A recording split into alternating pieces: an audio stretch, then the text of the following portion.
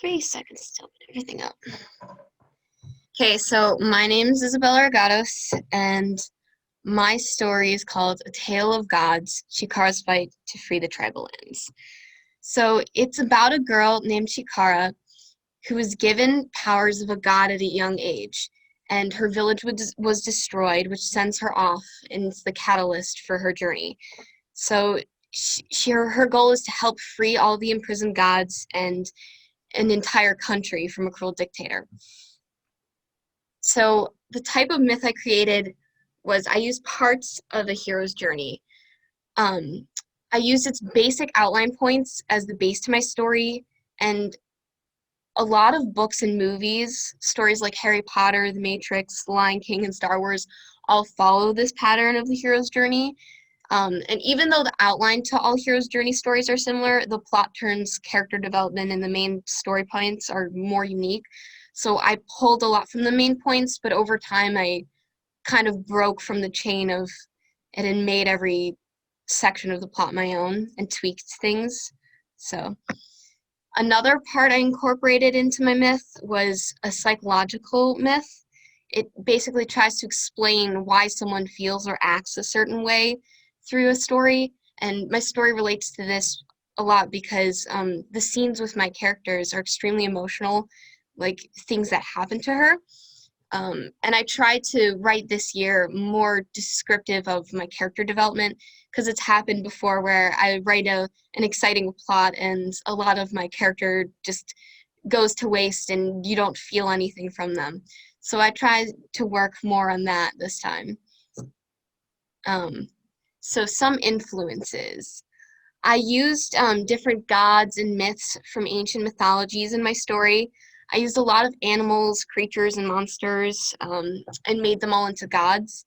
My main character, Chikara, turns into an ancient Japanese dragon king called Ryukin. And a lot of my other characters can turn into gods too. So I thought it was a fun way of incorporating all these mythological beasts I grew up loving in stories and giving them their own kind of world to interact in. So it was fun to see so many mythologies thrown together for me.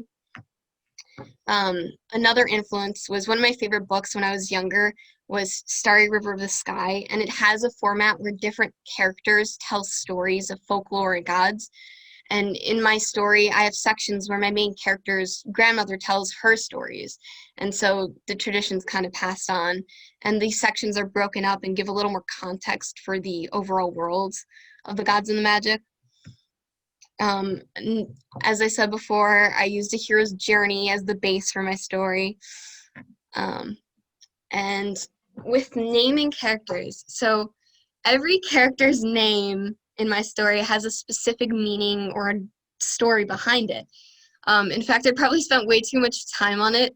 Some of them are really bizarre and a little hard to pronounce because they're mixed from a variety of different languages, but I had a lot of fun with them, so it was definitely worth diving into other languages to learn different meanings. And it always helps me build my characters when I know their name and what they stand for, kind of. So that gives me a visual.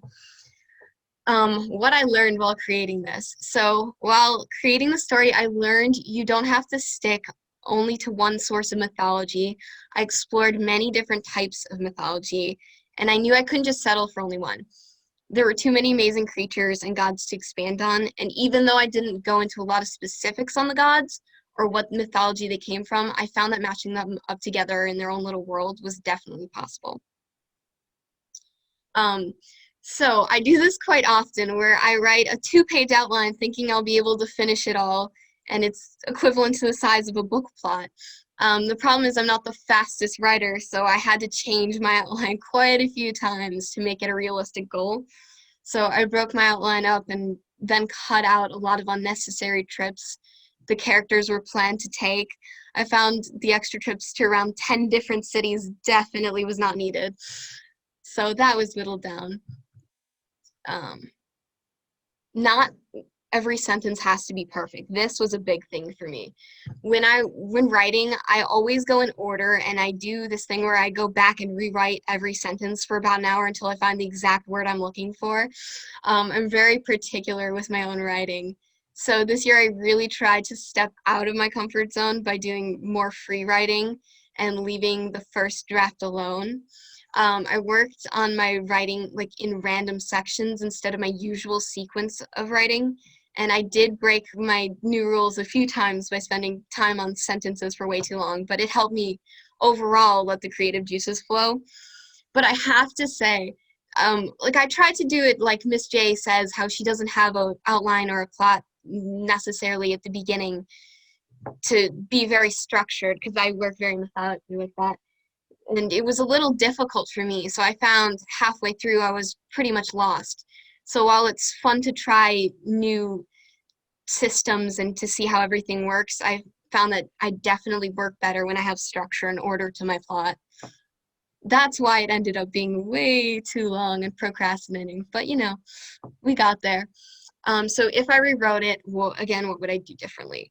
If I were to do this again, I'd do a couple things differently. Since I tend to get caught up in grammar and punctuation, I would start my free writing of parts early on to give me more time with final drafts, and I would definitely make it longer with those parts.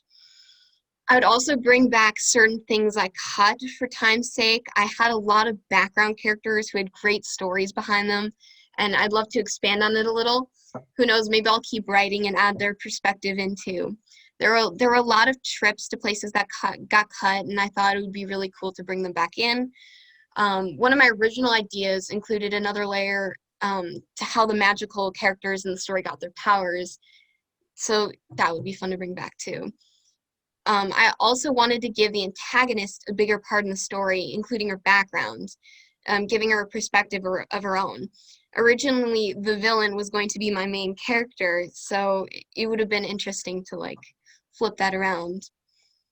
Um, all right, with everything with the coronavirus, it kind of messed up my system and schedule, so it was interesting adjusting to the new process of things.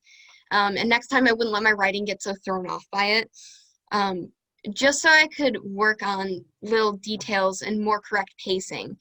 My story at the beginning is the pacing's pretty slow and it flows well. And towards the end, it got a little bit rushed. So that's one thing you'll see when you read it. But overall, I'd like to make the style of writing more cohesive too.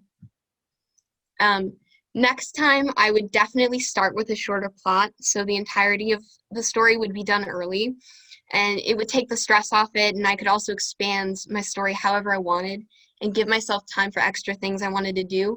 Like I had started character sheets and drawings and a map, so it would be nice to finish those and present those too.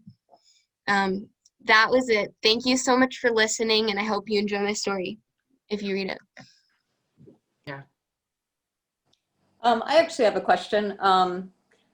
You guys do peer review where you share the writing with each other, and that doesn't happen in all classes at this level. And I'm really curious. I think that's a strength of this program of how you guys do that. Oh, absolutely, what was that process like for you in terms of sharing your writing, and maybe that evolved from when you first started? Did you find that helpful? Did that help you to work through some frustrations or when you were at a stuck place?